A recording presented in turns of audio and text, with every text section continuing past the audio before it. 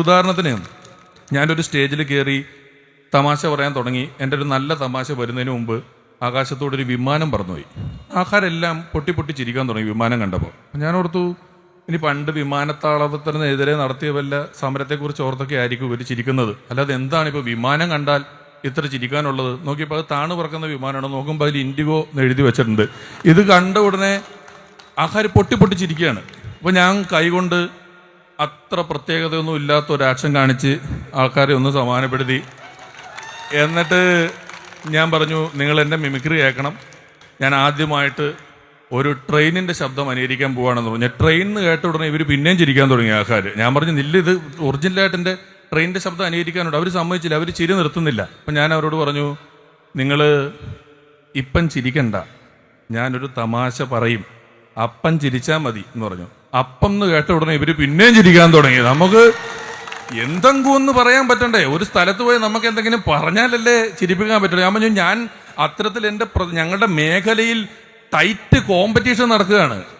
ആരൊക്കെയാണ് തമാശയുടെ രംഗത്തേക്ക് ഇറങ്ങിയേക്കുന്നതിൽ കയ്യും കണക്കുമില്ല. അപ്പം തോക്കുന്നതിന് തൊട്ട് മുമ്പായിട്ട് എൻ്റെ കൂട്ടുകാരൻ പിന്നെയും പറഞ്ഞു, പക്ഷെ നിങ്ങൾ ഭയങ്കര ഗ്രൂപ്പിൻ്റെ പ്രശ്നമുണ്ട്, ഞങ്ങൾക്ക് അതില്ല. ഞാൻ ചോദിച്ചു, എന്താണ്? അല്ല, നിങ്ങൾക്ക് എ ഗ്രൂപ്പ് ഉണ്ട്, നിങ്ങൾക്ക് ഐ ഗ്രൂപ്പ് ഉണ്ട്, ഇവർ തമ്മിൽ ഭയങ്കര പ്രശ്നങ്ങളാണ്. ഞാൻ പറഞ്ഞു, കുഴപ്പമില്ല, രണ്ടായാലും ഈ എയും ഐയും കൂടെ ചേർത്ത് വെച്ചുകൊണ്ട് ഒരു ക്യാമറ വെച്ചപ്പോൾ ഉണ്ടായത്ര പ്രശ്നമൊന്നുള്ളൂ. എയും ഐയും തമ്മിൽ എൻ്റെ തെരഞ്ഞെടുപ്പിലേക്കും നിയമസഭാ തെരഞ്ഞെടുപ്പിലേക്കും വലിയ ദൂരവും സമയവും ഇല്ലാത്തതുകൊണ്ട് നമ്മുടെ സമയം വിലപ്പെട്ടതാണ് എന്ന് കരുതി വേദിയിലിരിക്കുന്നവർക്കും സദസ്സിലിരിക്കുന്നവർക്കും ഒറ്റ വാക്കിൽ നമസ്കാരം. ദീർഘമായി സംസാരിക്കുന്നില്ല. ഈ വലിയ വാഗ്മികൾ, ഈ പ്രസ്ഥാനത്തിന് സാരഥ്യമരുളുന്നവർ, ഇവരെല്ലാം പ്രസംഗിച്ച ശേഷം പ്രസംഗിക്കാൻ എന്നെ വിളിച്ചാൽ എനിക്ക് കാര്യമായിട്ടൊന്നും പറയാനുണ്ടാവില്ല എന്ന് അറിഞ്ഞിട്ടും നിങ്ങൾ കൈയടിച്ചതിൽ എനിക്ക് വലിയ സന്തോഷമുണ്ട്. കാരണം ഈ കൈയടി വളരെ ജെന്യുവിനായിട്ടുള്ളൊരു കൈയടിയാണ്. നിങ്ങളെല്ലാവരും ഇത് നടക്കുന്നത് അറിഞ്ഞും കേട്ടും സ്വന്തം ചെലവിലും വണ്ടിയിലും ബസ്സിലുമൊക്കെ കയറിയും തിരക്കിലുമൊക്കെ വന്ന് ഇവിടം വരെ ഇരിക്കുന്ന ആൾക്കാരാണ്. അല്ലാതെ വാട്സപ്പ് ഗ്രൂപ്പിലൂടെ പേടിപ്പിച്ചു കൊണ്ടുവന്ന ആൾക്കാരല്ല എന്നുള്ള ഉത്തമ ബോധ്യം എനിക്കുണ്ട്. ഇതിനിപ്പോൾ നിങ്ങൾ കൈയടിച്ചില്ലേലും കുഴപ്പമൊന്നുമില്ല.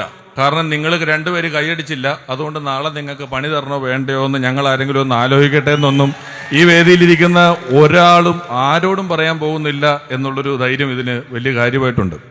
എൻ്റെ ഒരു കൂട്ടുകാരനുണ്ട്, ഞാൻ പറഞ്ഞല്ലോ, ഞാൻ അഭിനയത്തിലൊന്നും വലിയ ആളല്ലെങ്കിലും ഞാനും കമലഹാസനും ഒരു കാര്യത്തിൽ ഒരുപോലെ ആയത് ജോഡോ യാത്രയുടെ കാര്യത്തിലാണ്. ഞാനും കമലഹാസനും മാത്രമേ സിനിമാ മേഖലയിൽ നിന്ന് ഇതിൻ്റെ കൂട്ടത്തിൽ സധൈര്യം ഇറങ്ങി വന്ന് നടന്നിട്ടുള്ളൂ. ബാക്കിയുള്ളവർക്കൊക്കെ ചിലപ്പോൾ ഇച്ചിരി പേടിയൊക്കെ ഉണ്ടാവും. അപ്പോൾ എൻ്റെ ഒരു കൂട്ടുകാരുണ്ടായിരുന്നു, അവൻ എന്നോട് വലിയ സ്നേഹമാണ്. അപ്പോൾ ഒരു ദിവസം ഇവൻ എന്നെ വിളിച്ചിട്ട് ചോദിച്ചു, ഞാൻ ഈ ഇലക്ഷൻ എടുത്ത സമയത്ത് തുടർഭരണം എന്നുള്ള വാക്കുകളൊക്കെ അന്തരീക്ഷത്തിൽ കറങ്ങി നടക്കുന്ന സമയത്ത് തന്നെയാണ് ഞാൻ പ്രചരണത്തിനൊക്കെ ഇറങ്ങിയത്. അപ്പോൾ ഇവൻ എന്നോട് ചോദിച്ചു, എടാ നീ എന്താണ് ഓടിച്ചെന്ന് കോൺഗ്രസ്സിൽ ചേർന്നത് നീ ചോദിച്ചു. അവൻ ചേർന്നതല്ല, ഞാൻ പണ്ടേ ഉണ്ട്. ഞാൻ കലാലയ കാലത്തൊക്കെ KSUവിന് വേണ്ടി കോളേജുകളിൽ മിമിക്രി കാണിക്കാൻ അതിനൊക്കെ വേണ്ടി പോയിട്ടുണ്ട്. അല്ല, എന്നാലും നീ ഇപ്പം ചെന്ന് പെട്ടെന്ന് ചേർന്ന് കൊടുക്കേണ്ട വല്ല കാര്യം ഉണ്ടായിരുന്നു? ഇങ്ങനൊരു കാര്യം നീ ചെയ്യേണ്ടുന്നതിൻ്റെ ആവശ്യകത എന്താണ് എന്നിവൻ ചോദിച്ചു. ഞാൻ പറഞ്ഞു, എടാ നോക്കൂ, ഇപ്പം എനിക്ക് മുമ്പ് പ്രസംഗിച്ചവരെല്ലാം പലതവണ ആവർത്തിച്ച പല കാര്യങ്ങൾ, സ്വാതന്ത്ര്യത്തിന് മുമ്പുള്ള കാര്യം, സ്വാതന്ത്ര്യത്തിന് ശേഷമുള്ളൊരു കാര്യം, ഇത്രയും വലിയ ലോക ചരിത്രത്തിൽ ഇത്രയധികം വോട്ടുകൾ 50-60 വർഷം കൊണ്ട് മേടിച്ച മറ്റൊരു പാർട്ടി ലോകത്തെവിടെയും തന്നെ ഇല്ല എന്നുള്ളത് ഉറപ്പാണ്. അപ്പോൾ അതുപോലെ ഒരു പ്രസ്ഥാനം ഈ രാജ്യത്തിന് ഉള്ളപ്പോൾ ഞാൻ വേറെ ഏത് പ്രസ്ഥാനത്തിനോടൊപ്പമാണ് ഞാൻ നിൽക്കേണ്ടത്? അതെൻ്റെ ഒരു കടമയല്ലേ, ഞാൻ അവിടെയല്ലേ നിൽക്കേണ്ടതെന്ന് ചോദിച്ചു. ഉടനെ അവൻ ചോദിച്ചു, നിങ്ങളുടെ പ്രസ്ഥാനത്തിന് എന്ത് ആശയമാണുള്ളത് എന്ന് ചോദിച്ചു. ചാടി അതൊരു മെയിൻ ചോദ്യമാണ്. ഞാൻ പറഞ്ഞു, ജനാധിപത്യ മൂല്യങ്ങളും ഭരണഘടനയുമാണ് കോൺഗ്രസ് പാർട്ടിയുടെ ആശയമെന്ന് പറയുന്നത്. അല്ലാതെ 100-150 വർഷം മുമ്പ് ഇന്ന് നമ്മൾ താമസിക്കുന്ന ഈ ലോകത്തെക്കുറിച്ച് ചിന്തിക്കാൻ പോലും പറ്റാത്ത കാലത്ത് ഒരാൾ എഴുതിയ ഒരൊറ്റ ബുക്കും കെട്ടിപ്പിടിച്ചുകൊണ്ടിരുന്നിട്ട് അതുപോലെ നാളെയാവും മറ്റന്നാളാവും അത് കഴിഞ്ഞാൽ ഒരു ദിവസം സ്വർഗം വരും എന്ന് പറഞ്ഞ് ഇരിക്കുന്ന എനിക്ക് പറ്റില്ല. അതുകൊണ്ടാണ് ഞാൻ ഉറപ്പായിട്ടും ഇതിലേക്കായതെന്ന് പറഞ്ഞു. പക്ഷെ ഇവൻ എന്നോട് സ്നേഹമുള്ളതുകൊണ്ട് ഞാൻ അത്ര പറഞ്ഞിട്ടും അവൻ പറഞ്ഞു, ഉടനെ എൻ്റെ അടുത്ത് തർക്കം നടക്കണം. അവൻ പറഞ്ഞു, പക്ഷെ നിങ്ങളുടെ പാർട്ടി കേഡർ പാർട്ടിയല്ല, അടുത്ത സ്ഥാനം അവൻ പറയാണ്. ഞാൻ പറഞ്ഞു, അത് ശരിയാണ്, നമ്മുടെ പാർട്ടി കേഡർ പാർട്ടിയല്ല. എന്താണ് കേഡർ എന്ന് ചോദിച്ചു. അപ്പോൾ പറഞ്ഞു, മുകളിൽ നിന്ന് താഴത്തോട്ട് പറയും, നമ്മൾ അനുസരിക്കും. ഞാൻ തിരിച്ചു വല്ലതും പറയാൻ പറ്റുമോ? അതില്ല, നമ്മൾ മുകളിൽ നിന്ന് ഇങ്ങനെ താഴത്തോട്ട് പറഞ്ഞുകൊണ്ടിരിക്കും. അപ്പോൾ നമ്മളോട് ഇങ്ങോട്ട് വാ എന്ന് പറഞ്ഞാൽ നമ്മൾ അങ്ങോട്ട് ചെല്ലണം, അങ്ങോട്ട് പോ എന്ന് പറഞ്ഞാൽ നമ്മൾ അങ്ങോട്ട് പോകണം. ഞങ്ങളുടെ ഏതെങ്കിലും നേതാക്കൾ രാവിലെ ഉറങ്ങി എണീറ്റിട്ട് ഇത് രാത്രിയാന്ന് പറഞ്ഞാൽ ഞങ്ങൾ സമ്മതിക്കണം. അതാണ് കേഡറിൻ്റെ ഒരു പ്രധാന സിസ്റ്റം. അപ്പം ഞാൻ ചോദിച്ചേട്ടാ, ആരെങ്കിലുമൊക്കെ കുറച്ച് ധൈര്യമുള്ള ആൾക്കാർ പാർട്ടിയിൽ ഉണ്ടാവുമല്ലോ, ഇവർ തിരിച്ചു ചോദിക്കുമല്ലോ, ചേട്ടാ ഇതിപ്പം രാവിലെ അല്ലേ, ഇത് രാത്രി അല്ലല്ലോ, അങ്ങനെ ചോദിച്ചാൽ നിങ്ങൾ എന്ത് ചെയ്യും? പുള്ളിറിഞ്ഞ് അങ്ങനെ ആരെങ്കിലും ചോദിച്ചാൽ പുള്ളിനെ അപ്പം തന്നെ നമ്മൾ വർഗ്ഗശത്രുവായിട്ട് പ്രഖ്യാപിക്കും. പിന്നെ വേറെ കുറേ പരിപാടികളുണ്ട്, അതൊക്കെ ഇപ്പം നിങ്ങൾ പറയുന്നില്ല, അത് വേറെ ഐറ്റമാണ് എന്നും പറഞ്ഞ് ഇവനിതിനെ വീണ്ടും വെച്ചു. അപ്പം ഞാൻ പറഞ്ഞു, കോൺഗ്രസിനെ സംബന്ധിച്ച് ഇതൊരു നീ പറഞ്ഞൊരു വലിയ പ്രശ്നമാണ്. കാരണം കോൺഗ്രസ്സിന് അണികളുണ്ട്, കോൺഗ്രസ്സിന് അംഗങ്ങളുണ്ട്, പക്ഷേ കോൺഗ്രസ്സിന് അടിമകളില്ല എന്നുള്ളതൊരു വലിയ പ്രശ്നമാണ്. എന്നാൽ പുള്ളി പറഞ്ഞു, അടിമത്തത്തിനെതിരെ ഏറ്റവും കൂടുതൽ പോരാടിയത് ഞങ്ങളുടെ പാർട്ടിയാണ്. ഞാൻ പിന്നെ ഒന്നും പറയാൻ പോയില്ല. കാരണം ഈ ലോകത്തിൻ്റെ ഏത് കോണിൽ എന്ത് നല്ല കാര്യം നടന്നാലും അത് നമ്മളുണ്ടാക്കിയതാന്ന് പറയുന്ന ഒരു പരിപാടി പണ്ട് തൊട്ട് ഇവരുടെ കയ്യിലുണ്ട്. അതുകൊണ്ട് ഞാൻ അതിനെതിരെ കാര്യമായിട്ടൊന്നും വെറുതെ തർക്കിക്കാൻ നിന്നില്ല. ഞാൻ അങ്ങോട്ട് നിന്ന് എത്രത്തോളം കേൾക്കാമെന്ന് വെച്ചാൽ കേട്ടപ്പോൾ പോയവൻ പിന്നെയും വന്നിട്ട് അവൻ സ്നേഹത്തോട് എന്നോട് ചോദിച്ചു, ഇടാ നിനക്കിതിൻ്റെ വല്ല കാര്യമുണ്ടോ, നിനക്ക് സ്റ്റേജ് കിട്ടാൻ വല്ല പാടിയുണ്ടോ, നിനക്ക് ആഴ്ചയിൽ 5 ദിവസം TV പരിപാടിയുണ്ട്, സിനിമയുണ്ട്, സ്റ്റേജുണ്ട്, ഇതിനെയൊക്കെ ചിലപ്പോൾ ഇത് ബാധിക്കാനുള്ള സാധ്യത ഉണ്ട്. അതുകൊണ്ട് നീ സ്റ്റേജിൽ കയറി വെറുതെ തമാശ പറഞ്ഞ് പൈസ ഉണ്ടാക്കിയ പോരല്ലേ, അതല്ലേ ഏറ്റവും എളുപ്പമുള്ള കാര്യം. ഞാൻ പറഞ്ഞു, അതിനും വലിയ വെല്ലുവിളി നേരിടുന്നൊരു സമയമാണിത്. എവിടെയെങ്കിലും നിന്ന് ഇപ്പോൾ തമാശ പറയാൻ പറ്റാത്തൊരു കാലമാണ്. കാരണം നമ്മുടെ എതിരെ മത്സരത്തിന് വന്നിരിക്കുന്നത് വലിയ വലിയ നേതാക്കളാണ്. നമുക്ക് അവരോടൊപ്പം നിന്ന് തമാശ പറഞ്ഞ് ജയിക്കുക എന്ന് പറയുന്നത് അത്ര എളുപ്പമുള്ളൊരു കാര്യമല്ല. ഇപ്പോൾ ഒരു ഉദാഹരണത്തിന്, ഞാനൊരു സ്റ്റേജിൽ കയറി തമാശ പറയാൻ തുടങ്ങി. എൻ്റെ ഒരു നല്ല തമാശ വരുന്നതിന് മുമ്പ് ആകാശത്തോടൊരു വിമാനം പറന്നുപോയി. ആൾക്കാരെല്ലാം പൊട്ടി ചിരിക്കാൻ തുടങ്ങി വിമാനം കണ്ടപ്പോൾ. ഞാൻ ഓർത്തു, ഇനി പണ്ട് വിമാനത്താവളത്തിനെതിരെ നടത്തിയ വല്ല സമരത്തെക്കുറിച്ച് ഓർത്തൊക്കെ ആയിരിക്കും ഇവർ ചിരിക്കുന്നത്, അല്ലാതെ എന്താണ് ഇപ്പോൾ വിമാനം കണ്ടാൽ ഇത്ര ചിരിക്കാനുള്ളത്? നോക്കിയപ്പോൾ അത് താണു പറക്കുന്ന വിമാനമാണ്. നോക്കുമ്പോൾ അതിൽ ഇൻഡിഗോ എന്ന് എഴുതി വെച്ചിട്ടുണ്ട്. ഇത് കണ്ട ഉടനെ ആൾക്കാർ പൊട്ടി ചിരിക്കുകയാണ്. അപ്പോൾ ഞാൻ കൈകൊണ്ട് അത്ര പ്രത്യേകതയൊന്നും ഇല്ലാത്ത ഒരു ആക്ഷൻ കാണിച്ച് ആൾക്കാരെ ഒന്ന് സമാധാനപ്പെടുത്തി. എന്നിട്ട് ഞാൻ പറഞ്ഞു, നിങ്ങൾ എൻ്റെ മിമിക്രി കേൾക്കണം. ഞാൻ ആദ്യമായിട്ട് ഒരു ട്രെയിനിൻ്റെ ശബ്ദം അനുകരിക്കാൻ പോവുകയാണെന്ന് പറഞ്ഞു. ട്രെയിൻ എന്ന് കേട്ട ഉടനെ ഇവർ പിന്നെയും ചിരിക്കാൻ തുടങ്ങി ആൾക്കാർ. ഞാൻ പറഞ്ഞു, നില്ല, ഇത് ഒറിജിനലായിട്ട് എൻ്റെ ട്രെയിനിൻ്റെ ശബ്ദം അനുകരിക്കാനുണ്ട്. അവർ സമ്മതിച്ചില്ല, അവർ ചിരി നിർത്തുന്നില്ല. അപ്പം ഞാൻ അവരോട് പറഞ്ഞു, നിങ്ങൾ ഇപ്പം ചിരിക്കണ്ട, ഞാനൊരു തമാശ പറയും, അപ്പം ചിരിച്ചാൽ മതി എന്ന് പറഞ്ഞു. അപ്പം എന്ന് കേട്ട ഉടനെ ഇവർ പിന്നെയും ചിരിക്കാൻ തുടങ്ങി. നമുക്ക് എന്തെങ്കിലും ഒന്ന് പറയാൻ പറ്റണ്ടേ? ഒരു സ്ഥലത്ത് പോയി നമുക്ക് എന്തെങ്കിലും പറഞ്ഞാലല്ലേ ചിരിപ്പിക്കാൻ പറ്റുള്ളൂ. ഞാൻ പറഞ്ഞു, ഞാൻ അത്തരത്തിൽ ഞങ്ങളുടെ മേഖലയിൽ ടൈറ്റ് കോമ്പറ്റീഷൻ നടക്കുകയാണ്.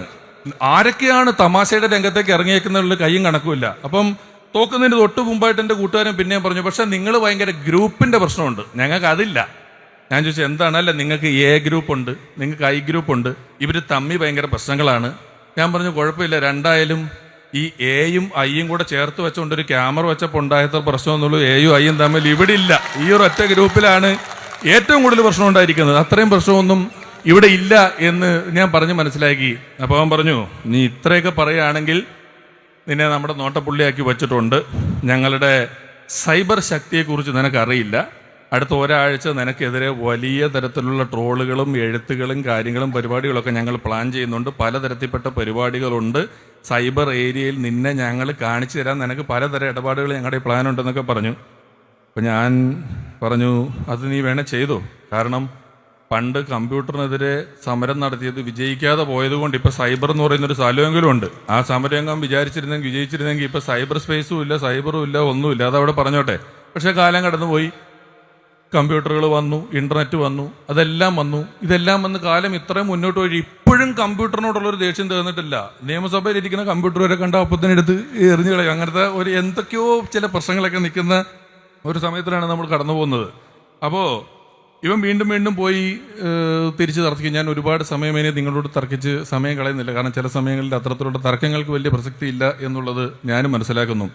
ഇവൻ ഇത്രയൊക്കെ പറഞ്ഞെങ്കിലും ഈ ചോദിച്ച ചോദ്യത്തിൻ്റെ ഉത്തരം, ഇവൻ ആദ്യം ചോദിച്ചൊരു ചോദ്യത്തിൻ്റെ ഉത്തരം എന്തിന് എന്ന് ചോദിച്ചാൽ, അങ്ങനെ വ്യക്തിപരമായി ഒരിപ്പം സർക്കാർ പരിപാടികൾ ചിലപ്പോൾ വിളിച്ചില്ലെന്ന് വരും. അങ്ങനെയുള്ള പല പരിപാടികളും കാര്യങ്ങളൊക്കെ ഉണ്ടെങ്കിലും ഇറങ്ങുകയും പ്രവർത്തിക്കുകയും എൻ്റെ ഭാഗത്ത് നിന്നുകൊണ്ട് എന്നാൽ കഴിയുന്ന പിന്തുണ ചെയ്യുകയും പറയുകയും ചെയ്യേണ്ട ഒരു സമയം ഇതാണ് ആ കൃത്യമായ സമയം എന്നുള്ള ഒരു ബോധ്യം എനിക്ക് വന്നതുകൊണ്ടാണ്. ഞാൻ ഒരൊറ്റ കാര്യം പറഞ്ഞുകൊണ്ട് ഞാൻ അവസാനിപ്പിക്കാം. ഞാൻ സമയത്തെക്കുറിച്ച് പറഞ്ഞുകൊണ്ട് പറയുകയാണ്. അതായത് വെറുതെ നിങ്ങൾ ആത്മാർത്ഥമായി, നിങ്ങൾ ഈ പാർട്ടിക്കാരനാവണ്ട, നിങ്ങൾ ഏത് പാർട്ടിക്കാരനായിക്കോട്ടെ, നിഷ്പക്ഷനായിക്കോട്ടെ, സാധാരണക്കാരനായിക്കോട്ടെ, എന്തോ ആയിക്കോട്ടെ, ഒരു മലയാളി എന്നുള്ള നിലയിൽ വെറുതെ നിങ്ങൾ ആത്മാർത്ഥമായിട്ടൊന്ന് ചിന്തിച്ച് നോക്കുക. കഴിഞ്ഞ ഒരു 7-8 വർഷമായിട്ട് ന്യൂനപക്ഷങ്ങൾക്ക് അയ്യോ ഭൂരിപക്ഷങ്ങൾ നമ്മളെ ആക്രമിക്കുന്നേ, ഭൂരിപക്ഷത്തിനുള്ളത് മുഴുവൻ ന്യൂനപക്ഷങ്ങൾക്ക് കൊടുക്കുന്നേ, എന്ത് നടന്നാലും ജാതി, മതം, വർണ്ണം, വർഗം, വ്യത്യാസം, പ്രാദേശികവാദം, ഇങ്ങനെ മനുഷ്യനോട് അകലാനും പറയുന്നത് എന്തിനാ? ഈ സമയത്തൊന്നും അസുഖം വരെ അകലം പാലിക്കാൻ പറഞ്ഞൊരു അസുഖമായിപ്പോയി. മറ്റത് രോഗികൾ അടുത്ത് നിൽക്കാമെന്ന് എല്ലാവരും പറയാറുള്ളൂ. അതുപോലെ ആയതായി നിങ്ങൾക്ക് തോന്നുന്നുണ്ടെങ്കിൽ, ചിലർ പറയും തോന്നലല്ല, അതൊക്കെ ഇച്ചിരി ഉള്ളതാന്ന് പറയും. അങ്ങനെ ഉള്ളതാണെങ്കിൽ അത് ഇവിടെ കോൺഗ്രസ് പിന്നിലേക്ക് പോകുന്നത് കൊണ്ട് മാത്രമാണ്. അത് തിരിച്ചു പിടിക്കേണ്ടത് നമ്മൾ ഓരോരുത്തരുടെയും ഉത്തരവാദിത്വമാണ്.